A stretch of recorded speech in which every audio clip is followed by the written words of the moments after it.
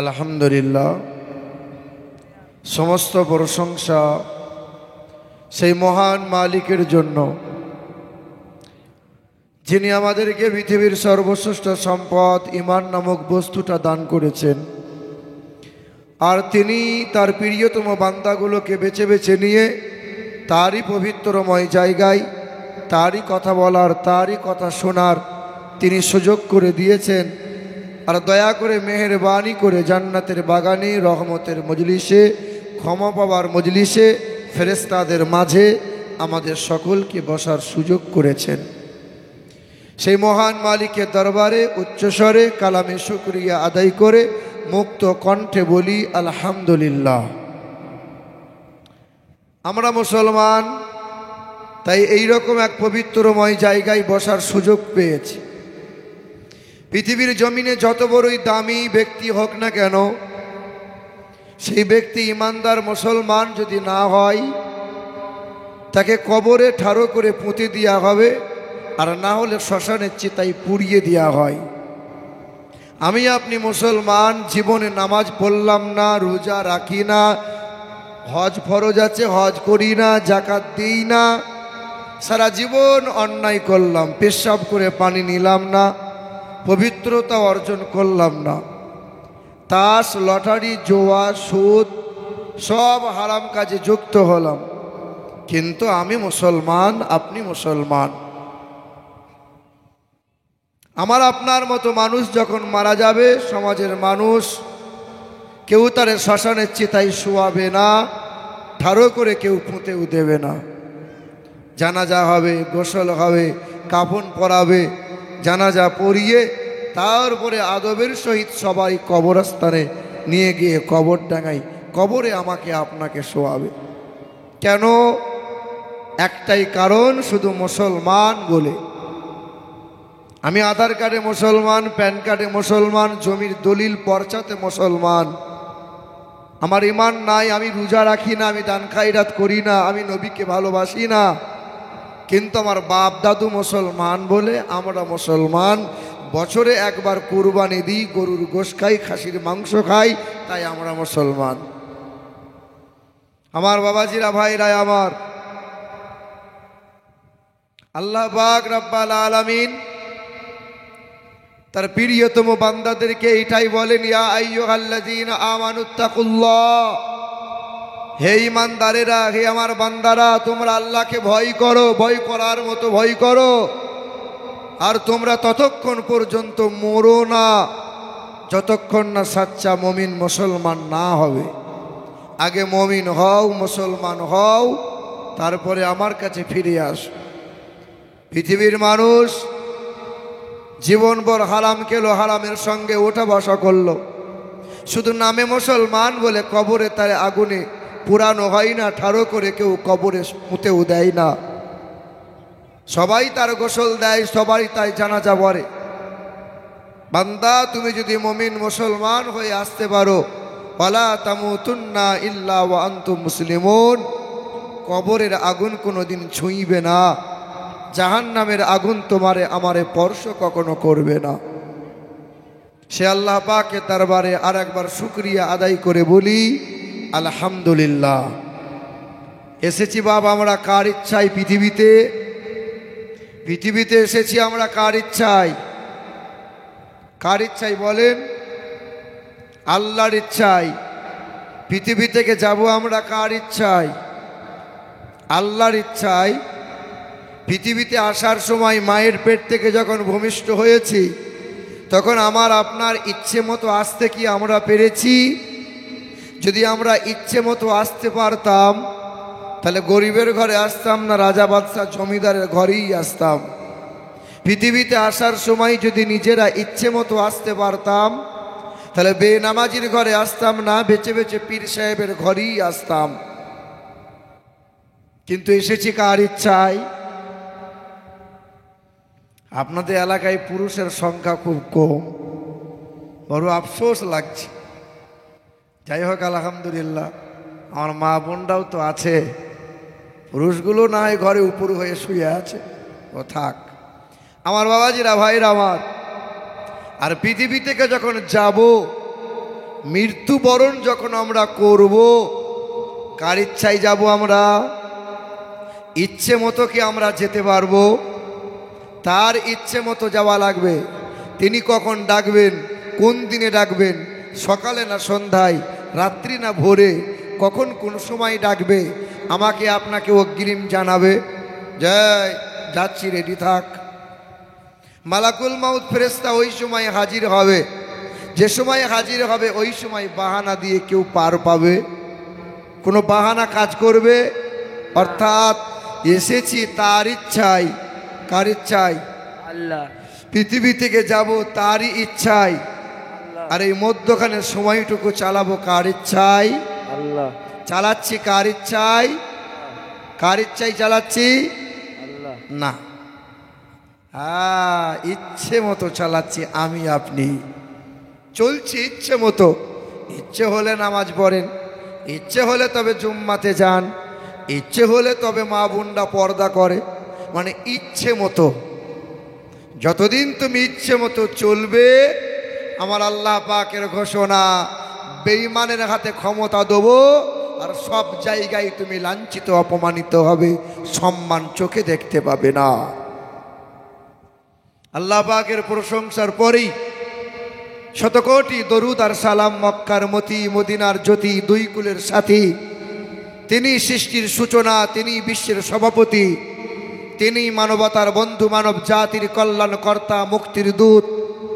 তিনি বিশ্বের ন্যায় বিচারপতি, প্রধান সেনাপতি। যে নবী দাঁড়ালে পরে আকাশের উচ্চতা লাভ করে, যে নবী বসিলে পরে ভুবন স্থিরতা লাভ করে, তিনি আকাই নামদার তাজদারে মদিনা, আহম্মদে মুর্তজা, মোহাম্মদ মুস্তফা, বলি সাল্লাল্লাহু তাআলা আলাইহি ওয়াসাল্লাম। আমার উপস্থিত মায়েরা এবং বোনেরা, আর গুটি কয়েক বসে থাকা আমার ভাইয়েরা, আল্লাহ পাকের দয়া, মায়া, অনুগ্রহ আর শান্তি ধারা আমাদের সকলের উপর বর্ষণ হোক, আল্লাহুম্মা আমিন। আপনারা অল্প হলেও যেভাবে মোহাব্বতের সঙ্গে এত গভীর রাত পর্যন্ত বসে আছেন, আল্লাহর নবী সাহাবায়ে কিরামগণ এর চাইতে উত্তমভাবে বসেছিলেন। আল্লাহর নবী আমার ওয়াজ শোনাচ্ছিলেন। নবী কোথায় ওয়াজ করছিলেন? মসজিদের বারান্দায় খেজুর গাছের গুড়িতে হেলান দিয়েছিলেন। যে মসজিদটা খেজুর পাতা দিয়ে ছাউনি করা ছিল, খেজুরে গুড়ি দিয়ে পিলার দেওয়া ছিল, নবী নিজ হাতে পাথর দিয়ে দেওয়াল সাজিয়ে সাজিয়ে তুলেছিলেন। সেই মসজিদটার নাম হলো মসজিদে নববী। আল্লাহর নবী আমার মসজিদের বারান্দায় খেজুর গাছের গুড়িতে হেলান দিয়ে ওয়াজ করছিলেন। সাহাবায়ে কিরামগণ মোহাব্বতের সঙ্গে ওয়াজ শুনছিলেন। আল্লাহর নবী আমার বয়ান করছিলেন কবরের বয়ান, নবী আমার বয়ান করছিলেন জাহান্নামের বয়ান, নবী আমার আযাবের বর্ণনা শোনাচ্ছিলেন। সাহাবায়ে কিরামগণ শুনছিলেন। আর দয়ার রাসূল আমার কথার ফাঁকে ফাঁকে বারবার একটাই কথা বলছিলেন, ইয়া রব্বি হাবলি উম্মতি। আল্লাহ, আমার উম্মতির কি হবে? আল্লাহ, আমার এই উম্মতির কি হবে? এমন সময় একজন মহিলা ঘর থেকে এসেছে। নবীর বিবির একজন দাসী, কাজের মেয়ে। ওই মেয়েটা দৌড়ে এসে মসজিদের সামনে দাঁড়াইয়ে আল্লাহর নবীকে বলছেন, আসসালামু আলাইকা ইয়া রাসূলুল্লাহ, আসসালামু আলাইকা ইয়া হাবিবাল্লাহ। আল্লাহর নবী মাথা তুলে সালামের জবাব দিয়ে বলছেন, মা কি হয়েছে রে? বলে, ইয়া রাসূলুল্লাহ, একবার বাড়ি চলুন না, আম্মা জান আপনাকে স্মরণ করেছেন। আম্মা জান মানে নবীর বিবিগণ, আমাদের মা, নবীর বিবিগণেরা। আর নবী হলেন রুহানি পিতা, দয়ার নবীর বিবি উম্মাহাতুল মুমিনিন, আমাদের মা। তাই দাসী বলছেন, আপনার বিবি মানে আমার মা আপনাকে ডাক দিয়েছেন। আল্লাহর নবী বলছেন, মা তুই বাড়ি চল, আমি যাচ্ছি। ওই বাদীটা দৌড়ে বাড়ি চলে গেল। আল্লাহর নবী আমার বাড়ি যাওয়ার ভাবনা ত্যাগ করে দিয়েছেন। বাড়ি যাওয়ার ভাবনাকে ত্যাগ করে এই গুনাহগার উম্মতির কথা ভাবতে ভাবতে নবী বাড়ি যাওয়ার কথা আল্লাহ রসুল কিছু সময় ধরেই ত্যাগ করেছেন, বাড়ি যাওয়ার হলো না। নবী বাড়ি যায় নাই বলে দ্বিতীয়বার ওই মহিলাটা, ওই কাজের মেয়ে, ওই দাসী, ওই বাঁদিটা আবার এসে মসজিদের সামনে দাঁড়াইয়ে আল্লাহর নবীকে বলছেন, আসসালামু আলাইকা ইয়া রাসূলুল্লাহ।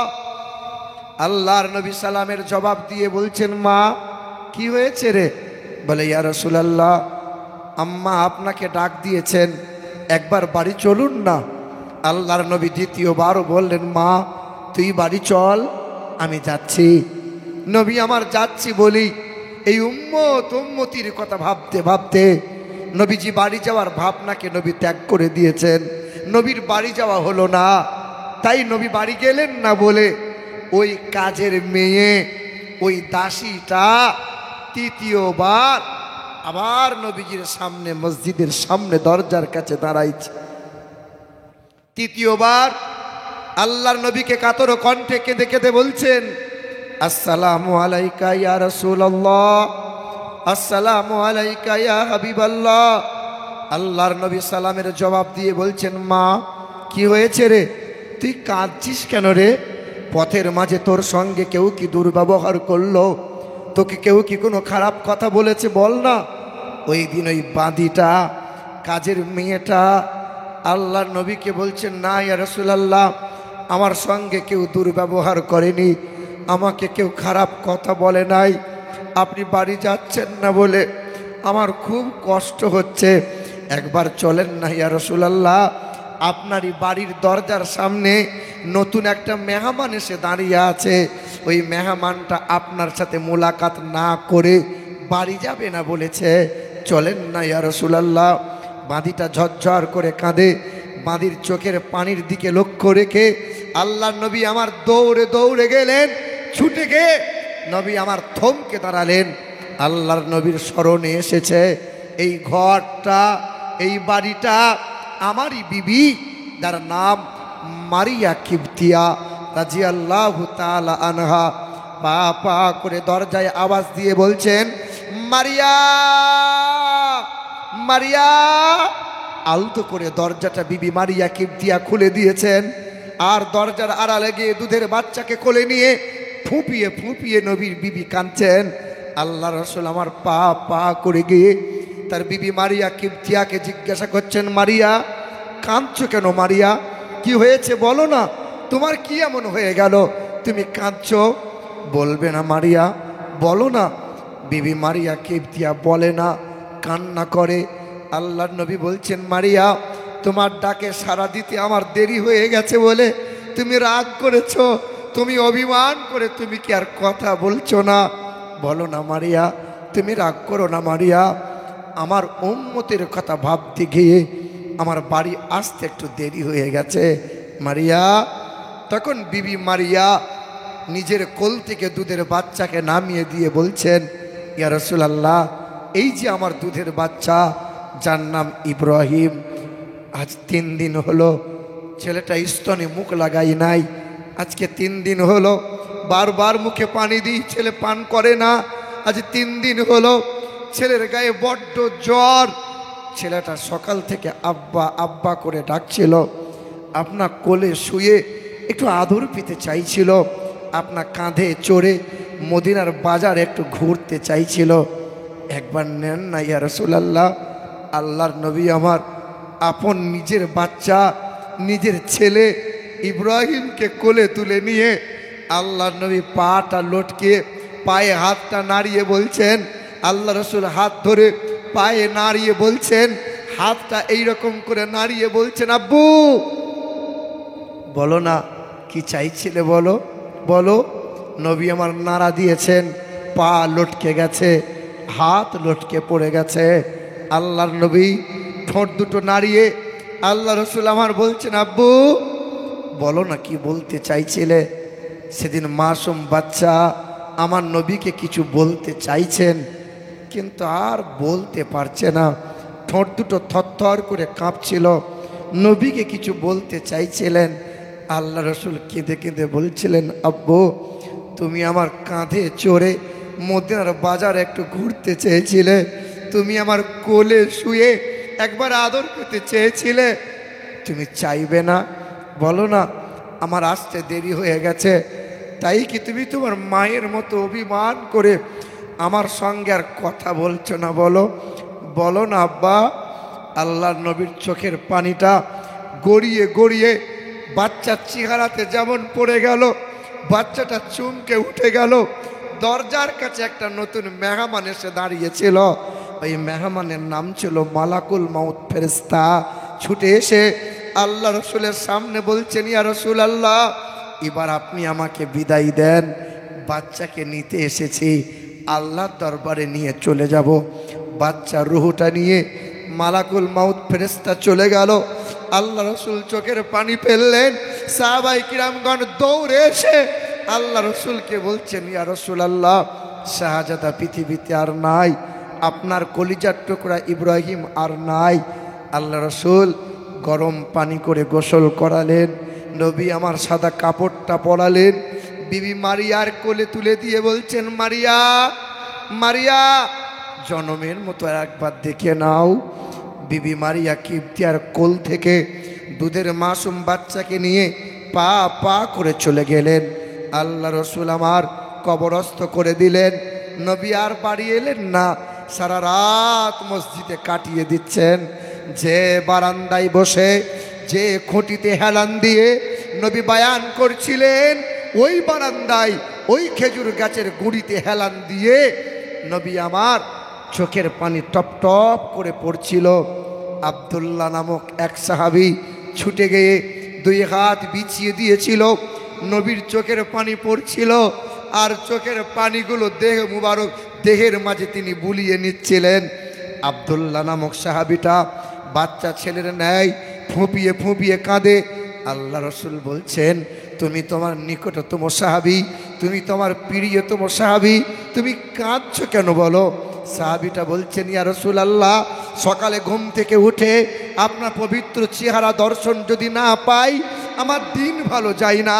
সন্ধ্যাবেলায় আপনার বাণী যদি শ্রবণ না করতে পাই, আমার রাত ভালো কাটে না। আপনার চোখের পানি দেখে আমি সহ্য করতে পারি না।